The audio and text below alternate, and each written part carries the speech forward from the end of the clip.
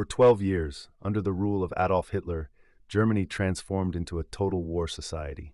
And while Nazi ideology preached Kinder, Küche, Kirche, children, kitchen, church, the reality of war would pull millions of women and girls far beyond the domestic sphere.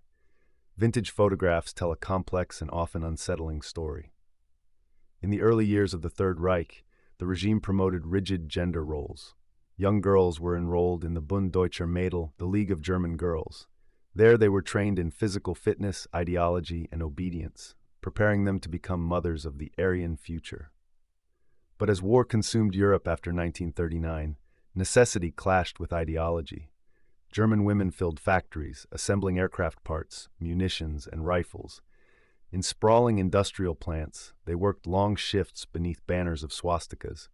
Their labor became essential as millions of men served at the front. Others took more visible roles in uniform. Thousands served as auxiliaries in the Luftwaffe and communications units.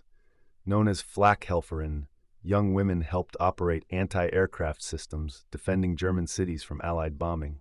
They tracked enemy bombers, relayed coordinates, and endured the same explosive devastation falling from the skies. Women also served as nurses near the front lines, tending to wounded soldiers in field hospitals from France to the Eastern Front. In propaganda photos, they appear calm and compassionate amid chaos, yet many witnessed unimaginable suffering. As the war turned against Germany, the lines blurred further.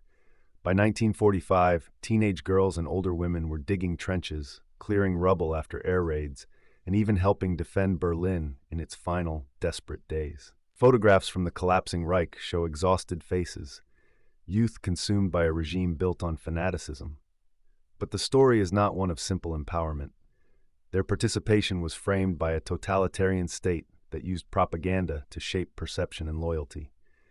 Some women were true believers. Others were pressured, coerced, or simply trying to survive in a nation spiraling toward destruction. Vintage images preserve these contradictions: smiling girls at rallies, determined workers at factory lines, uniformed auxiliaries scanning the skies, and at war's end, civilians standing in the ruins of cities reduced to ash. For 12 years, women and girls played key roles, sometimes enthusiastic, sometimes reluctant, in sustaining Hitler's regime. They were not passive bystanders. They were woven into the machinery of the Third Reich.